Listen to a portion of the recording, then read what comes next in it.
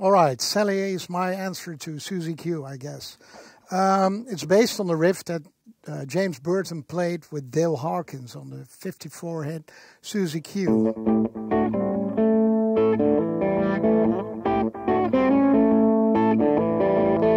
He would play in an E, actually.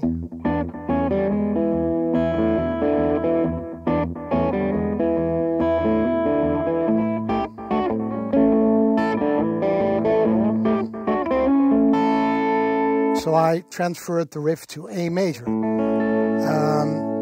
Well, to make it sound different anyway. And it's not exactly the right riff, but it's kind of like my interpretation of it. The intro of the song starts with the groove counting off, and I'm doing a few things just to set the mood. A dominant 7. And then I'm playing something like a series of double stops. A to A again. And then there's a bend.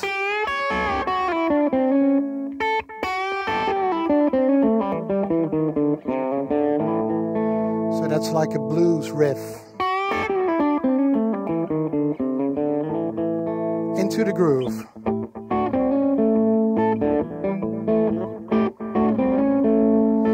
To the 4 chord.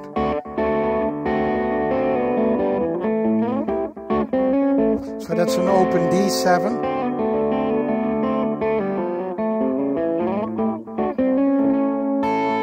Then I play an F dominant 7. Bit tricky. Avoid that string here. E dominant 7.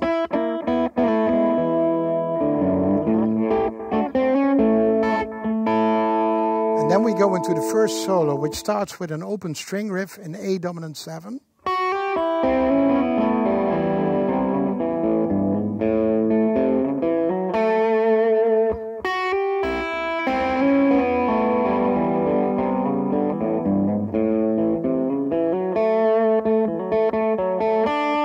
the 4 chord.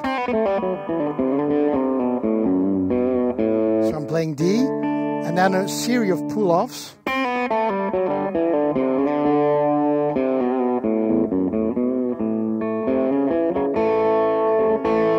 And then back to the F.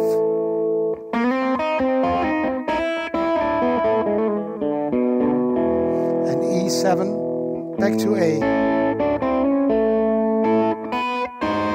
And then we come to the second part of the solo, which starts with a series of double stops, using an A dominant 7 voicing on the top 3 strings. You see I'm sliding it down a half step. And pulling off at the same time.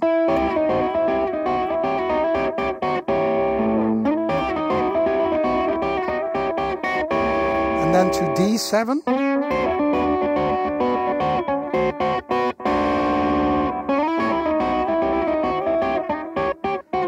You see how the distortion works really nice here with the humbucker.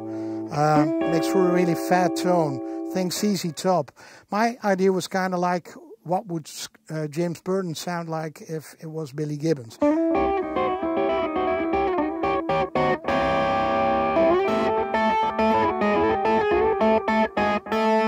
then it's back to the F dominant 7 again,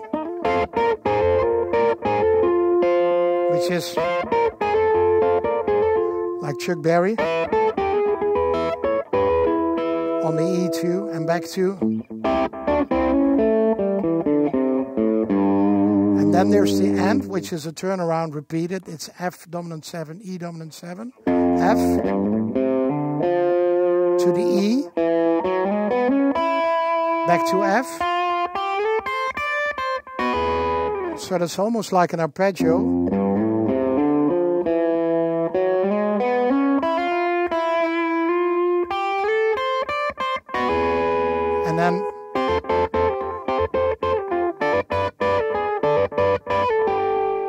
And then the final riff.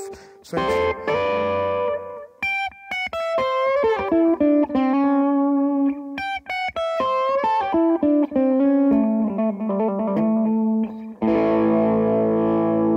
Salier.